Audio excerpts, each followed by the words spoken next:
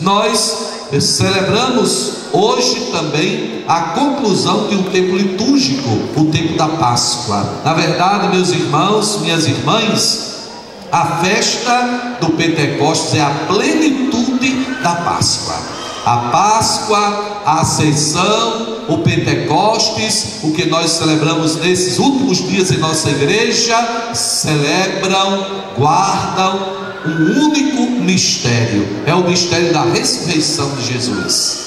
E a ressurreição de Jesus, ela aconteceu de uma maneira histórica na Páscoa, no dia que Jesus ressuscitou daquela sepultura onde depositaram o seu corpo. Ali houve a ressurreição na história, mas a ressurreição alcançou a sua glória no dia da Ascensão. 40 dias depois, quando Jesus foi elevado aos céus, diante de todos os homens que estavam ali, a glória aconteceu. Mas a ressurreição chegou à plenitude no dia de Pentecostes, 50 dias depois. Vejam a importância de celebrarmos hoje esta solenidade e esse grande mistério. É isso que fundamenta a nossa fé. Nós somos cristãos católicos, e como cristãos católicos nós seguimos a Jesus Cristo, aquele que foi crucificado, aquele que ressuscitou.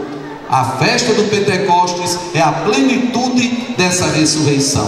Por quê? Porque no Pentecostes Jesus cumpriu a promessa que durante toda a sua vida pública ele anunciou para os homens, que seria enviado o Paráclito, que seria enviado o Espírito da verdade. Hoje ele cumpriu a sua palavra. E isso, meus irmãos, é a razão pela qual a nossa igreja existe.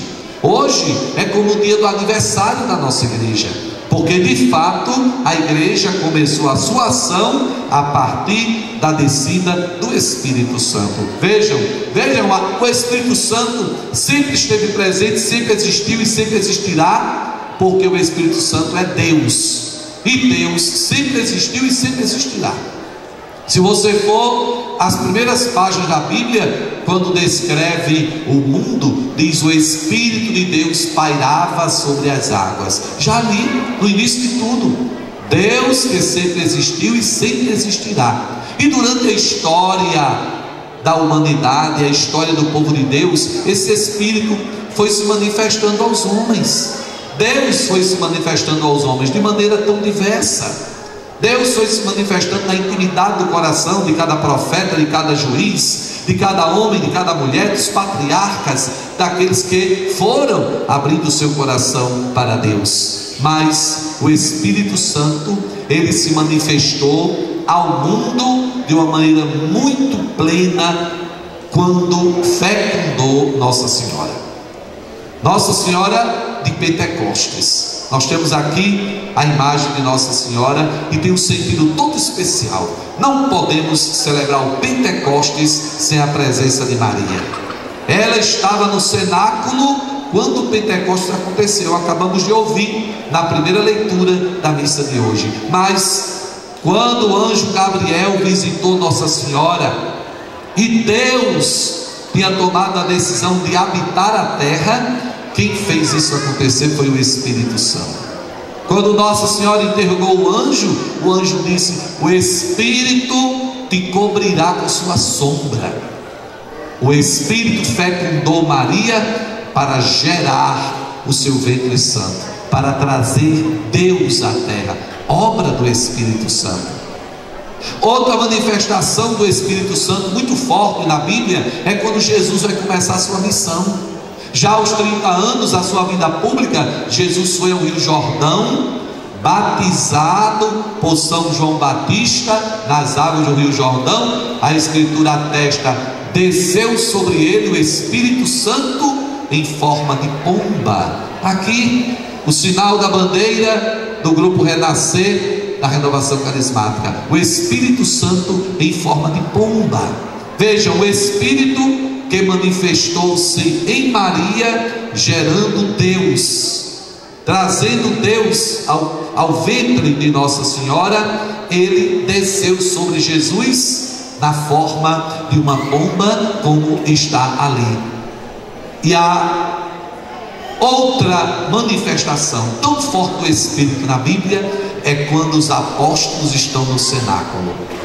Ali, uma força irresistível de Deus toma conta de todos, e ali começa a igreja. Vejam que coisa tão bela a gente pode contemplar na liturgia de Pentecostes e na Sagrada Escritura. O Espírito que sempre esteve, porque sempre existiu, sempre existirá, se manifestou na Virgem Maria para gerar vida, se manifestou em Jesus para gerar a missão depois do seu batismo, e se manifestou no cenáculo, nos apóstolos, para gerar a igreja, dando continuidade à missão de Cristo. Entendem, irmãos e irmãs, porque eu digo que a nossa igreja só existe por causa do Pentecostes? Antes do Pentecostes, Jesus já tinha pregado, Jesus já tinha sido crucificado, Jesus já tinha sido ressuscitado, mas os apóstolos eram homens medrosos, tímidos, incapazes, limitados. É assim que eles se apresentam no cenáculo, de portas fechadas, sem saber o que fazer. Jesus tinha voltado para o céu e eles se interrogavam: e agora a gente vai fazer o que aqui na terra? Jesus veio, fez tudo isso, anunciou tudo isso, e agora nós vamos fazer o que? Tudo isso cessou. Essa incompreensão, esse medo, essa timidez, essa incapacidade, tudo cessou na vida daqueles homens quando aconteceu o Pentecostes. Eles abriram as portas, e aqueles que não sabiam o que fazer começaram a fazer. Aqueles que não sabiam como agir começaram a agir. Isso é fruto de quê? Da presença do Espírito Santo. Por isso o dia de Pentecostes é para nós o dia em que a igreja celebra, recorda o início da missão, desse tempo da igreja que é conduzido pelo Espírito Santo. São Paulo compreendeu isso muito bem, meus irmãos. Essa segunda leitura, quando São Paulo fala de tantas raças, tantas línguas, tantos homens, tantas mulheres, tantas pessoas, mas todos bebem, diz a segunda leitura da missa de hoje, todos bebem no mesmo Espírito. O Espírito Santo é a alma da igreja. O Espírito Santo é a fonte da igreja. O que é a igreja? A igreja somos todos nós, mas nós somos muito diferentes uns dos outros, mas nós somos muito limitados, mas nós somos pecadores, mas nós bebemos de uma única fonte, e essa fonte é o Espírito Santo. Tantos carismas, tantos jeitos diferentes de viver a fé, tantas congregações religiosas na igreja, tantas obras, mas todos bebemos da mesma fonte, bebemos do Espírito Santo. Por isso que hoje não é a festa de um grupo da igreja, é a festa da igreja inteira. Não é a festa de uma espiritualidade da igreja, é a festa de toda a igreja, com todos os seus dons e todos os seus carismas. Essa compreensão do apóstolo Paulo, que abriu tanto o coração ao Espírito Santo, que ela alcance a cada um de nós. Nós não deixaremos de ser diferentes uns dos outros.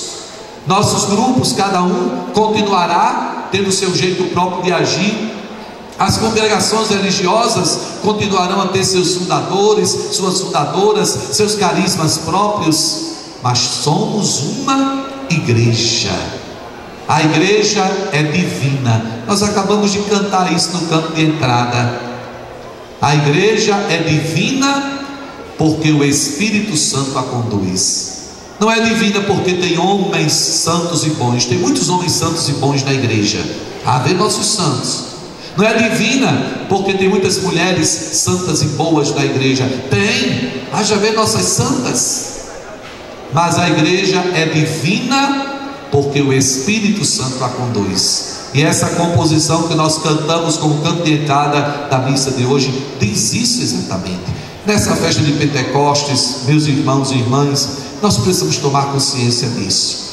Nossas limitações, nossos medos, nossas dificuldades, nossos pecados, nossas diferenças, todas elas são sanadas pelo Espírito Santo de Deus, porque Ele que traz essa unidade necessária para sermos essa grande família de Deus. Então, que nesta noite, aqui na quadra do colégio, olhando de tantas comunidades, tantos grupos, tantos rostos, tantas pessoas, e os que estão em casa também rezando conosco, nós possamos acolher, abrir o nosso coração e permitir que o Espírito, que é a alma da igreja, Ele nos una, que o Espírito seja o condutor de tudo, e que cada um, abraçando os dons, os carismas que são frutos do Espírito agindo na igreja e na vida de cada um de nós, que cada um possa permitir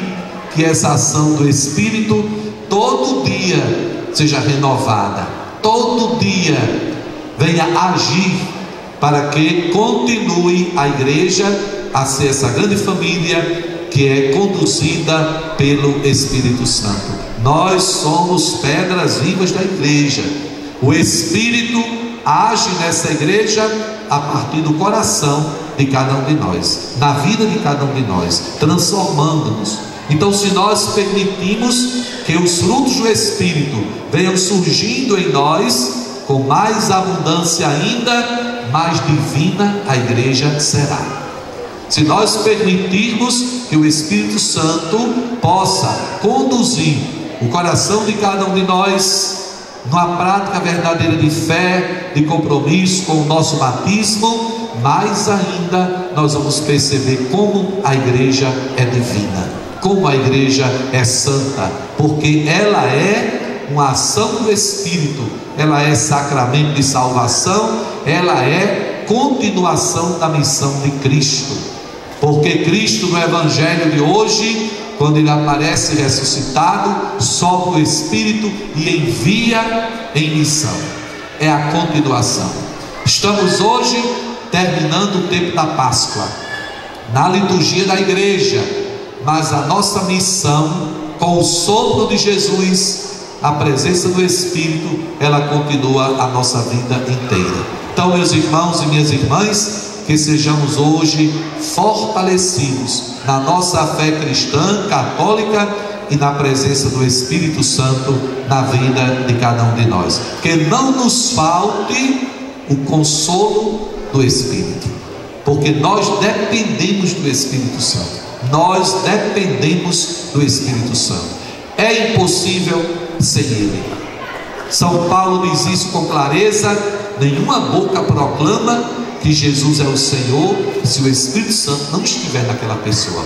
É impossível seguir a Jesus e ser cristão sem o Espírito Santo. É impossível. Portanto, abramos o nosso coração e permitamos a ação do Espírito em nossa vida, e a partir de nós na igreja, e a partir da igreja no mundo inteiro. Amém? Louvado seja nosso Senhor Jesus Cristo, para sempre seja louvado.